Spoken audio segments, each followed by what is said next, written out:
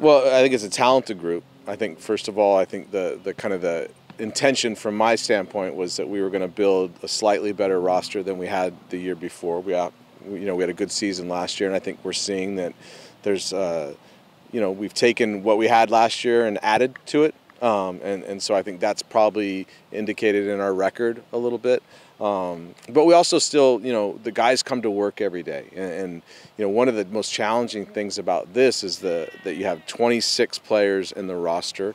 You can only dress 18 for the game. So that right away 8 guys have to get pushed out. And then you only start at 11, right? And so there's, more than almost half the team is kind of coming in on a daily basis saying, how do I fight my way into the first group? So the internal competition has been really, really good. And then you have to also learn how to compete for a spot, but then support the group if you don't get the spot, which is another kind of life lesson for them and a lesson in maturity. But they've handled that part really well, too. And so, we're trying to prepare them to be professional athletes. And that's the way that it works is, every day it's about consistency and grind and drive and not just being talented. It's being good enough on a daily basis. And so we're trying to impart those lessons to them while we have a season to play. And so there's kind of two things that are going on at the same time, but it's fun because you get a chance to really work on your own personal game. But in an environment where there's a team that's trying to win something too. And so, we've been really happy with the start, but we're not getting too far ahead of ourselves. We know that there's 5 games to play, a lot on the line for us, but that also means you've got a lot to lose. And so we've got to protect the lead that we've built. And in that same category, defense has been fantastic so far in the first so many games. Only giving up 3 goals.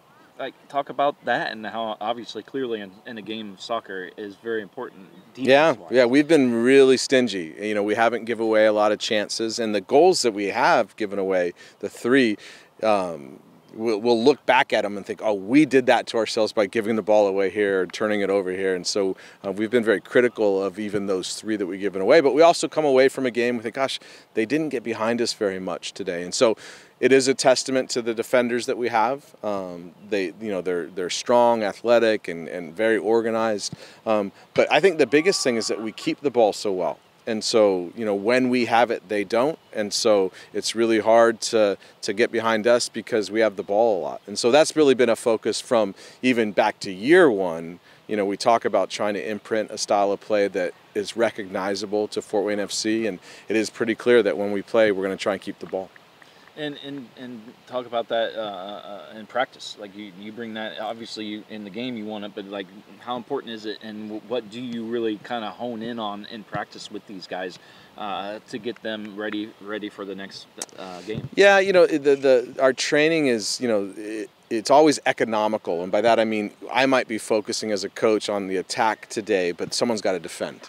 Right, and so the better we become at one phase of play, the opposite to that, the counterpart to that has got to get better as well. And so if we're a team that's really good at moving the ball, you're going to have to be really good at defending, or else you're going to get run through at training. And so they kind of go hand in hand. But we always kind of build from the idea that we want to keep the ball. We like it. We value it. We want to dominate the game with possession. There's a lot of different ways to play, and that's not the only way to play. You can just have a ball and counter and be very dangerous. There's teams that have won at the highest levels doing that.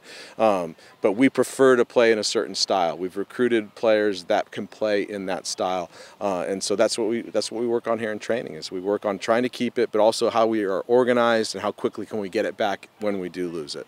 And then also just talk about, again, with the strong start, how do you keep them playing that way? How do you keep them with that momentum and maintaining that play, throughout the rest of the season? Yeah, what I was just challenging them at the end of practice today, really, is that there's this individual drive as well. I had probably 5 or 6 different professional teams in the League One or in the championship over the last week contact me about players that are on our roster right now. And so it would not be unlikely for us to lose a guy to a pro opportunity, which would be amazing. We'd celebrate with him. We don't like it necessarily, but we'd celebrate with him. So we're trying to convince them, listen, the work that we're doing is not going unnoticed, right? And so as a team, the better we do, the greater platform that you are on as an individual. But you also have to hold up your end of the bargain and improve on an individual basis. And so that's really just been the emphasis with them. It's like, listen, if you want to be in the 18 for Sunday, show me that today. You want to be in the 11 for Sunday? Show me that today. You think you've arrived and you don't have to work anymore? Show us that too, and you'll sit with us and watch the game on Sunday. And it's not that cutthroat because we're trying to encourage and teach through this, but that really is the bottom line, is that, you know, it's a performance-based industry, and if you want to be in that industry, you've got to have a consistent level of performance. Anything else you want to add, Coach? No, I hope everybody comes out on Father's Day and celebrates with us. So 4 o'clock kickoff.